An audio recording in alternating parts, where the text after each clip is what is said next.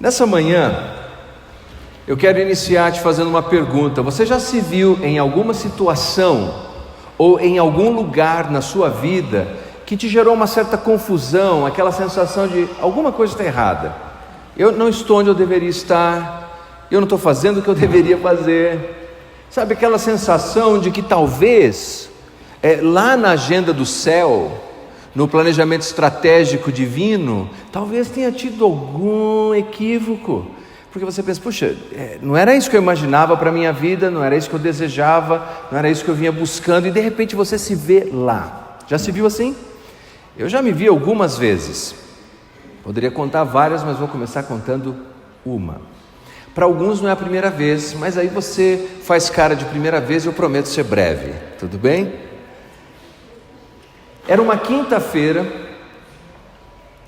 e a minha agenda estava cheia de atividades para aquele final de semana. Mas à noite eu comecei a passar muito mal, muitas dores abdominais, terríveis dores abdominais. Falei, Júlia, eu não estou bem, eu não sei o que vai acontecer, então eu vou comer um pastel caseiro. Porque eu falei, sei lá, vai que eu morro, né? Quero morrer feliz. Aí eu fiz algo que eu não recomendo que você tente fazer em casa. Comprei um pastelão daquele mesmo, que eles chamam de, como é que é tudo? Pastel tudo, vem tudo lá dentro. Vem o ovo, vem a galinha, vem o bife, vem a vaca, vem tudo. Vem a vaca, vem o queijo, tem que estar tudo lá dentro. Eu comi aquilo lá. Bom, quando foi por volta de 4 da manhã, bingo, tiveram que me levar para o hospital. Fizeram os exames, apendicite aguda. Apendicite aguda, e o médico veio e falou, olha, cirúrgico, hein, não tem o que fazer. Aí eu falei, sério, doutor? Eu falei, vamos começar a te preparar, porque você não pode nem sair daqui. Aí eu fui no Google, doutor Google, tenho certeza que alguém já fez isso aqui, para encontrar qual o procedimento mais rápido na cirurgia para eu me recuperar logo. E achei essa palavra linda, videolaparoscopia. Furinhos aqui e acolá, e final de semana eu já estaria pregando. Chamei o doutor, falei, doutor, olha, aqui que o senhor tem que fazer esse procedimento. Ele falou, não dá mais, o seu quadro é aberto. Falei, o que significa isso? Vários dias aqui no hospital. Bom, fizeram a cirurgia, minha gente, e eu esperava que ia sair de lá rápido, mas os dias foram se prolongando, e eu fui ficando lá. E a primeira coisa que me veio à cabeça é, eu estou no lugar errado, estou na situação errada, eu não deveria estar aqui. Esse não é o momento da minha vida, tem algum erro na agenda divina, porque a minha agenda estava cheia de compromissos, de pregações, Senhor. Mas na verdade, Deus tinha um plano naquela situação, naquelas circunstâncias. E eu posso dizer a você que alguns desses planos foram desenrolando ao meu redor, quando eu tive a oportunidade de compartilhar minha fé com as pessoas que estavam ali. Mas mais do que isso, Deus não só queria fazer algo ao meu redor, Deus queria fazer algo em mim. Quando eu era garoto, nós passamos muitas dificuldades financeiras, e numa dessas vezes a minha mãe preparava batata. E ela temperava tanto a batata, e ela dizia, eu lembro, eu era muito pequena, ela dizia, come filhinho, está com gosto de carne. Eu falava, não, é batata. Lá no hospital eu tive que entrar numa dieta de gelatina. Gelatina de manhã, gelatina no almoço, gelatina à noite. No outro dia gelatina. Eu tentei impressionar o médico rapidamente, tomei banho, fiquei bonitinho sentado. Olha, acho que o senhor pode me dar alta. Não, gelatina. Aí a Júlia saiu para passear com as crianças, foi até o Parque Centenário, na época tinha um restaurantezinho lá, ela mandou uma foto, eles comendo assim, tortura, né? Tudo bem, coisa de casamento. Mandou uma foto, eles comendo um bife acebolado. Eu pensando, daqui a pouco vai entrar uma senhorinha e eu já sei o que é o almoço, é gelatina. Aí a senhorinha entrou empurrando um carrinho. Eu falei, tudo bem com a senhora? Sempre procurando manter uma boa atitude cristã. Tudo bem com a senhora? O almoço é gelatina do quê? Ela falou, não, é purê de batata e carne moída. As lágrimas começaram a correr aqui. Eu fiquei tão grato a Deus pelas batatas, pela carne moída. Parecia que era o melhor prato que eu recebia na minha vida. Sabe o que Deus estava fazendo comigo naquela situação? Deus estava me ensinando a ser grato. Deus não desperdiça situações da nossa vida. Deus não desperdiça circunstâncias. Eu quero convidar você a ver uma história na Bíblia que nos mostra isso. Encontra-se no livro de Atos, capítulo 16. Essa aqui é a segunda viagem missionária do apóstolo Paulo.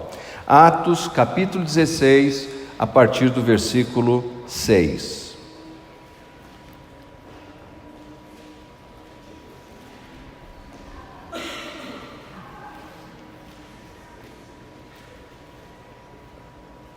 Se você encontrou, por favor, diga amém.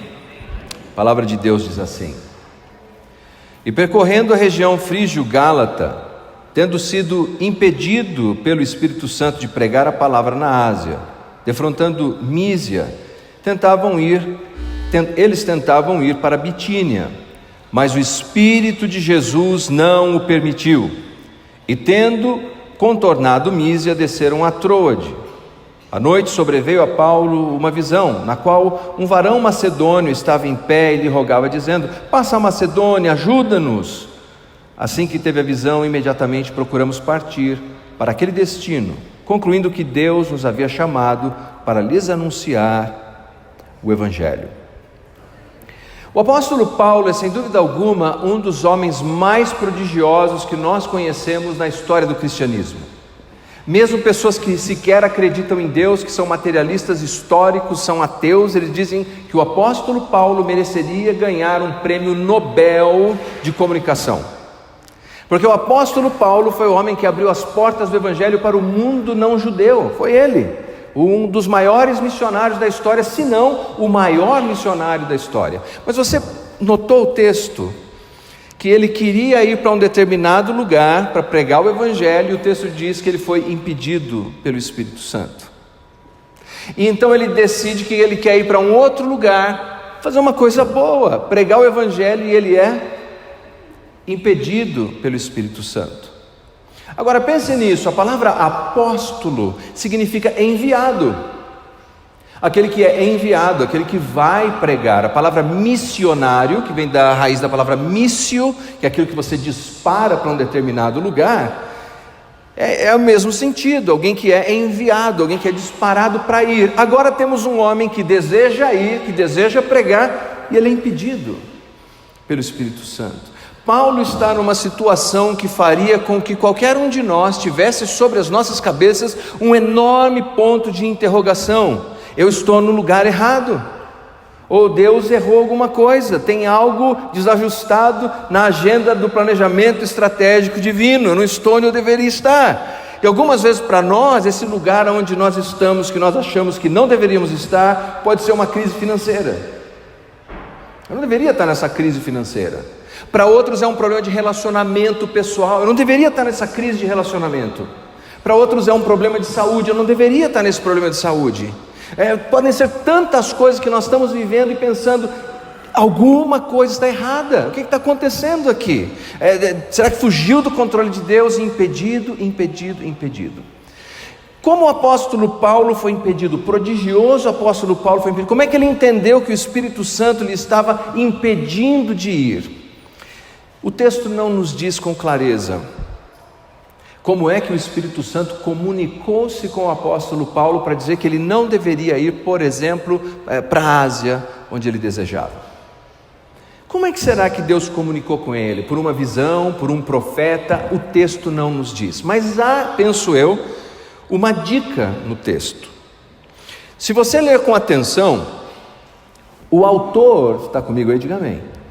O autor, que é Lucas, ele começa registrando o seu texto, apontando sempre para eles, terceira pessoa, sempre. Ele fala assim, olha, 6, e percorrendo a região frígio-gálata, tendo sido eles impedidos pelo Espírito Santo de pregar na Ásia, defrontando com Mísia, versículo 7, eles tentavam ir. Agora note o que acontece no versículo 10. Assim que teve a visão, imediatamente procuramos ir. Agora, a pessoa que estava registrando o texto, colocando sempre na terceira pessoa, dizendo eles, agora ele se inclui na expedição missionária e diz nós. Você sabia que Lucas era médico? Lucas é um médico, não só um historiador, mas um médico. Você sabia que o apóstolo Paulo lutou com problemas de saúde? Vários, a carta aos Gálatas diz isso. O que me parece que é provável é que o apóstolo Paulo, fisicamente fragilizado, não podia cumprir a sua expedição missionária naquelas regiões. E impedido de ir naquelas regiões difíceis, por sua condição física, pela circunstância em que ele está vivendo, ele consegue ver, mesmo na dor que vive, uma mensagem do Espírito Santo. Ele não vê o diabo controlando a sua vida naquela situação, ele não vê que foi um ato de mandinga, de macumba. Ele diz assim: não, a minha vida é de Cristo, e se tem alguém que está me impedindo nesse momento, nessa circunstância especificamente, agora, existem outras situações que a luta dele é contra Satanás, mas ali, mesmo em meio à dor, ele consegue discernir que quem o está impedindo é o Espírito Santo. Veja, mesmo nas circunstâncias mais difíceis da sua vida, mesmo nos momentos de dor da sua vida, mesmo nos momentos em que você não entende o que está acontecendo na sua vida, procure ver a boa mão de Deus, porque se você é de Deus, Jesus é o seu pastor e o Espírito Santo é o seu guia. Uma vez que ele se une ali com eles, o texto nos fala algo muito interessante, que o apóstolo Paulo, nessa situação em que há uma interrupção abrupta agora do eles para nós, o apóstolo Paulo tem uma visão. Mais uma vez o texto não explica muito isso, só nos diz que chegou a noite, depois de que todas as portas, você percebeu, pareciam que todas as portas estavam se fechando para Paulo. Você já teve essa sensação na sua vida? Que as portas parecem que estão fechando, não estão acontecendo como você desejava, não está acontecendo como você orou, como você esperava, as portas estavam se fechando. Mas ali, ele tem uma visão, a visão de um homem macedônio. Então esse homem está vestido como alguém que é da província grega, da região da Macedônia. Quem é o homem que o apóstolo Paulo viu? Alguns dizem que foi o próprio Lucas, porque Lucas era macedônio. O texto não deixa isso claro, mas há uma outra possibilidade bastante interessante. Você sabe qual foi o homem da Macedônia que é o mais importante para os gregos e os macedônios até hoje? Você se lembra quem é? Exato, Alexandre o Grande. Alexandre o Grande era macedônio, e ele tinha o desejo de conquistar o mundo inteiro. Ele dizia que o sonho dele era fazer com que o Oriente abraçasse o Ocidente. E para fazer isso, ele deflagrou um processo chamado de helenização, em que o mundo inteiro falaria grego, aprenderia a cultura grega. E ele conseguiu, naquele mundo antigo, fazer isso. Agora Paulo tem uma visão. Aquela região, Paulo está ali no limite, porque uma vez que, se você apanha um mapa e você vê que Paulo está tentando ir norte, sul, leste, oeste, ele não consegue ir, o Espírito vai guiando Paulo e ele vai obrigatoriamente indo para o norte, cada vez mais para o norte. E agora Paulo está na fronteira com a Macedônia, e mais do que isso, ele está numa cidade portuária, tem um navio prontinho ali, limpo, que vai sair a qualquer momento para a Macedônia. E ele tem essa visão de um homem da Macedônia dizendo assim: vem para a Macedônia, venha nos ajudar. Aquela região era repleta de imagens, esculturas, de iconografia das mais variadas, de Filipe, que era o pai de Alexandre o Grande, e de Alexandre o Grande. É possível que este homem que ele viu a imagem tenha dado a Paulo a ideia de que Paulo poderia conquistar o mundo inteiro com o Evangelho, assim como Alexandre o Grande tentou conquistar o mundo inteiro com a força e com o poder dos homens. Se Paulo chegasse na Macedônia, ele poderia conquistar o mundo inteiro com o Evangelho. Até então, o Evangelho não tinha chegado na Europa, aquela era a Europa, e Paulo vai. E o que acontece? Vamos continuar na história. Versículo 11, capítulo 16.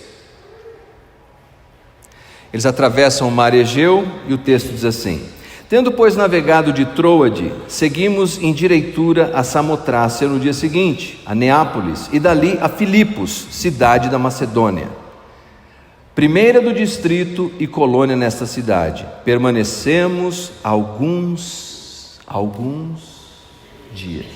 Se você estivesse lutando para chegar no lugar onde Deus quer você, para achar a resposta de Deus para a sua vida, você tem essa visão, seja um sonho espetacular, como quer que tenha sido, e você chegou naquele lugar, o que você espera que aconteça imediatamente quando você atravessou ali o mar Egeu? Ação! Alguma coisa vai acontecer agora, não é? Cadê o homem que eu tive a visão? Onde é que ele está? O texto nos diz que eles chegam ali, permanecem algum dia, e o que acontece? Nada. Você ficaria frustrado com Deus? Porque algumas vezes é assim que a gente se sente. A gente fala, não, agora, nada. E por que não aconteceu nada naquele momento? Paulo tinha uma estratégia como um evangelista. Paulo, quando chegava em algum lugar, ele procurava uma sinagoga. Qualquer cidade que ele ia, ele procurava uma sinagoga, e lá ele começava a ensinar a palavra de Deus, despertando alguns judeus ou gentios que lá estavam, que desejavam conhecer o evangelho, e aí ele fundava um grupo de discípulos e uma igreja. Mas em Filipos não tem sinagoga. Ele chega lá e... será? O que está acontecendo na agenda celestial? Cadê o homem da minha visão? Cadê a sinagoga? Para ter uma sinagoga era necessário que existissem 10 homens, era o que determinava a tradição judaica, 10 homens piedosos para começar uma sinagoga. Em Filipos não tinha. Além disso, nós sabemos que a lei em Filipos, a lei local, ela não aceitava religiões estranhas, então talvez por isso não existissem 10 homens piedosos naquela cidade. O que faz Paulo?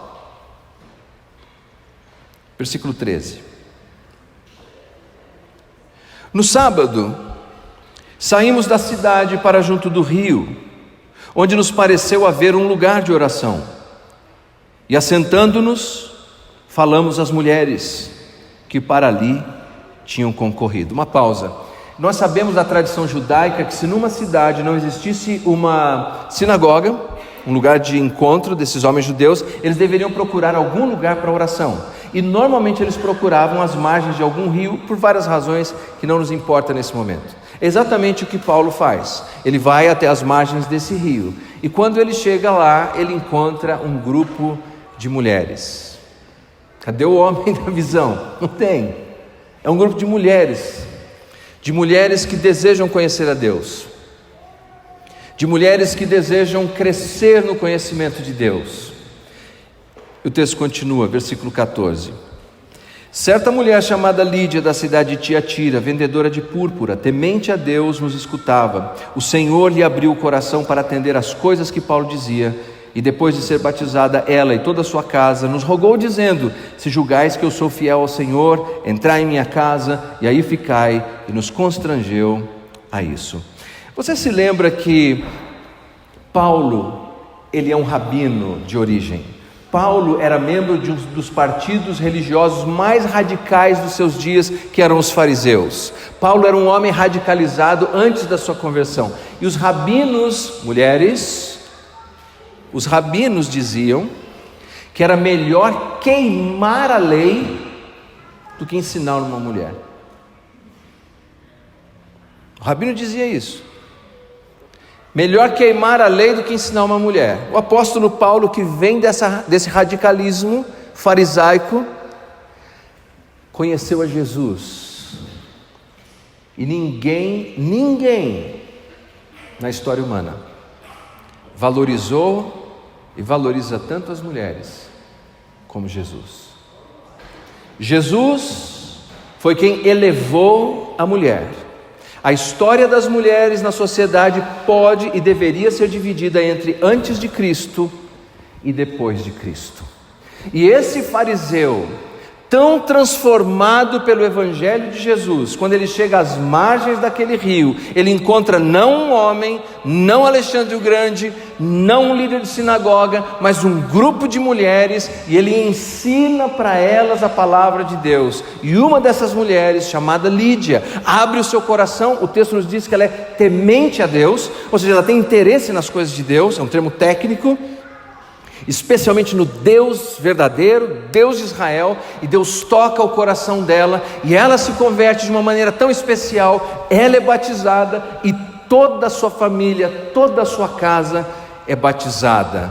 E temos aqui uma mulher que nós podemos chamar com todas as letras de mestra do bem.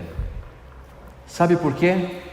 Quem abriu as portas do Evangelho para a Europa e da Europa para o mundo todo foi uma mulher chamada Lídia.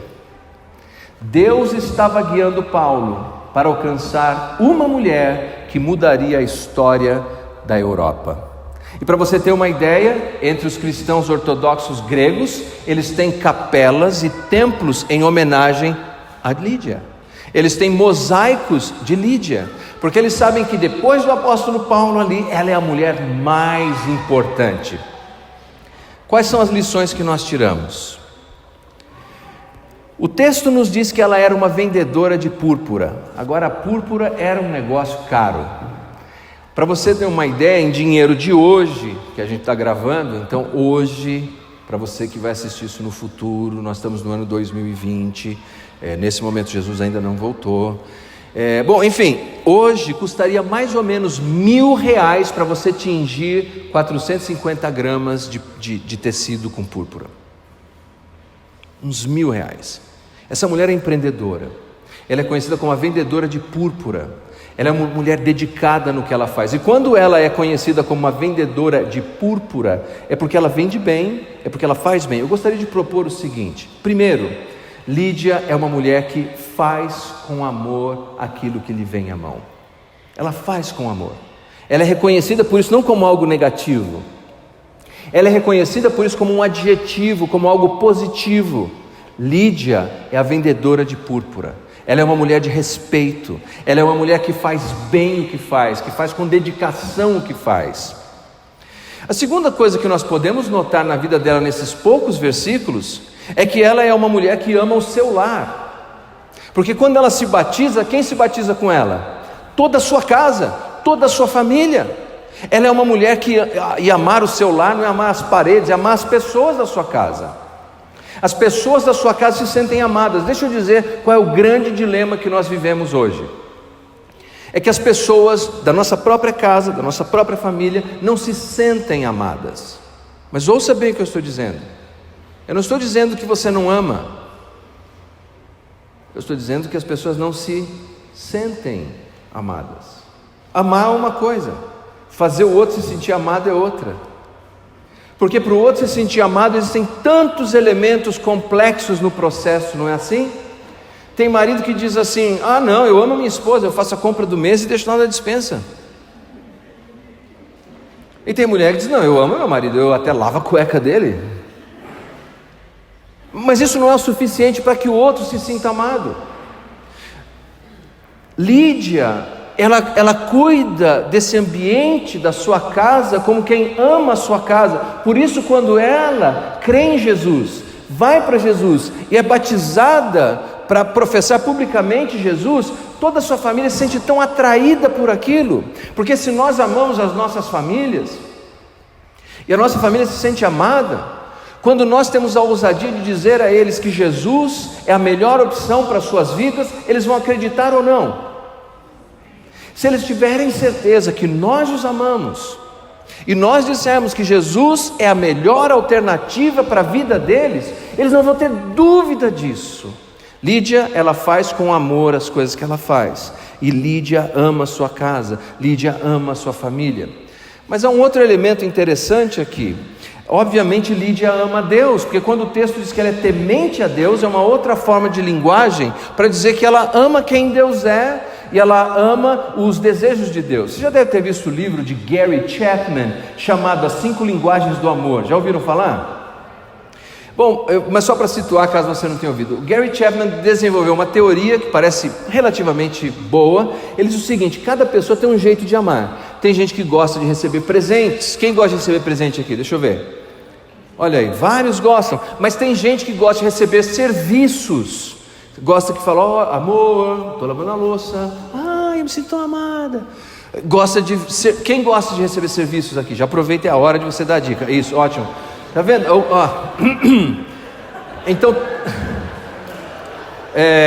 o que eu estava falando mesmo, me distraí. Bom, há pessoas que têm preferências, há pessoas que gostam de palavras de afirmação, não é?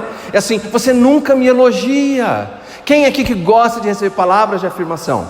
Ótimo. Então, eu costumo dizer, por exemplo, que a minha esposa é poliglota. Ela gosta de todos esses. A linguagem de amor da minha mulher são todas. Faça todas. Agora, Deus também tem uma linguagem de amor. É uma linguagem de amor, não é uma linguagem legalista. Sabe qual é a linguagem de amor de Deus? Obediência. É ouvir a palavra de Deus e dizer: puxa, eu vou obedecer a Deus. Jesus disse assim: se você me ama, você guarda os meus mandamentos. A linguagem de amor de Deus é obediência. Não é apenas entender, não é um sentimento intelectual. É bom, a palavra de Deus diz isso e eu vou obedecer a palavra de Deus. A linguagem de amor de Deus é obediência. Ela é temente a Deus, quer dizer, ela é uma mulher que ama a Deus. Mas na última parte do texto, você percebeu que ela insiste para que eles permaneçam na casa dela? O nome disso é hospitalidade. A palavra hospitalidade é muito significativa na história cristã e ela nos mostra a importância, porque ela se repete em vários outros textos de Paulo e de Pedro. É filonexia e significa amar quem é estranho. É você expressar amor até por quem você não conhece. Mas olha que interessante, eu estou dizendo que através dessa mulher o Evangelho conquistou a Europa. É grande. E da Europa conquistou o mundo. É grande, não é grande? É macro, é exagerado, é um hiperlativo. Mas ela não começou assim. Ela começou primeiro amando a Deus, amando a sua casa, amando o que ela fazia, e então amando até mesmo aqueles que eram estranhos. Veja que tem uma sequência. A sua casa foi transformada, e da sua casa transformada, o mundo foi transformado com o Evangelho. Um dos nossos problemas é que nós desejamos transformar o mundo, mas não queremos transformar primeiro a nossa própria vida. Nós queremos transformar o outro, mas não queremos nos transformar. Nós queremos transformar o mundo inteiro, mas não queremos transformar a nossa casa. Eu quero concluir aqui nesse momento. Pense juntamente comigo que essa mestra do bem nos ensina que se nós queremos mudar tudo que está à nossa volta, primeiro quem tem que mudar somos nós. E depois a nossa casa, e o nosso jeito de fazer o nosso trabalho, e o nosso jeito de tratar aqueles que são estranhos. Eu tenho insistido isso com a minha filha, a Melina, de vez, do jeito que eu vivo e que eu vou andando, e às vezes ela fala: nossa papai, você parece que está toda hora na igreja. Porque eu trato e eu procuro, com a graça de Cristo, tratar as pessoas, quem quer que seja, com a mesma dignidade, com o mesmo respeito, com o mesmo amor, como se eu estivesse aqui na igreja. Porque a mudança do Evangelho acontece assim: uma pessoa de cada vez, uma casa de cada vez, uma cidade de cada vez, e para a glória de Cristo, cristãos pelo mundo afora. Você se sente que está num lugar onde você não deveria estar? Você sente que as portas parece que não estão abrindo como você desejava? Eu quero dizer nessa manhã que você está exatamente onde Deus deseja que você esteja. Você está exatamente onde Deus deseja que você esteja.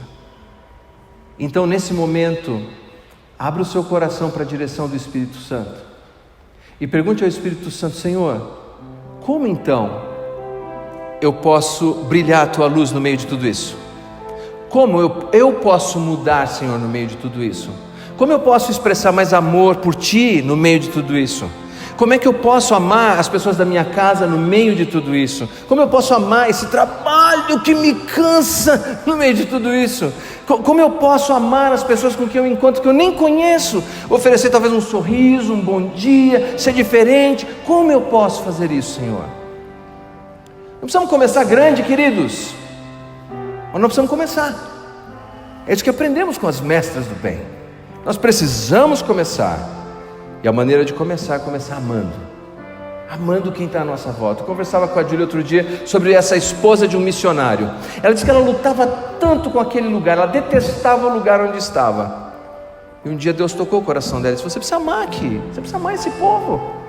E ela começou a encontrar um caminho. Ela começou a aprender sobre artesanato local, e ela começou a amar os nativos, ela conversava com eles, e ela começou a falar de Jesus com eles, e as pessoas começaram a se converter ali, e algo extraordinário aconteceu, porque quando alguém começa a amar a Deus, amar a sua casa, amar ao próximo, amar o que faz, uma revolução acontece. É por aí que começa. Você sabe que a primeira lâmpada que foi inventada precisava acender uma vela para enxergar o soquete, de tão fraca que era. Você sabia que o primeiro barco a vapor que inventaram, para viajar 300 quilômetros, ele demorava 32 horas?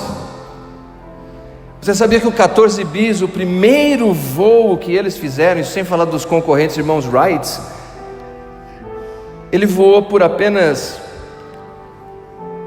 21 minutos. Hoje os aviões atravessam o mundo, mas começou assim, começou pequeno, começou pouco. Os primeiros carros que eles inventavam andavam em média 2 km por hora. E dizem que as pessoas passavam de carroça e gritavam do lado: arruma um cavalo para você. Começar pequeno. O que você pode começar hoje, pequeno? Na sua vida, no seu trabalho, na sua casa, com os estranhos que passam pelo seu caminho. Vamos fazer isso em nome de Jesus? Vamos seguir o exemplo de Lídia, uma mestra do bem. Fiquemos em pé.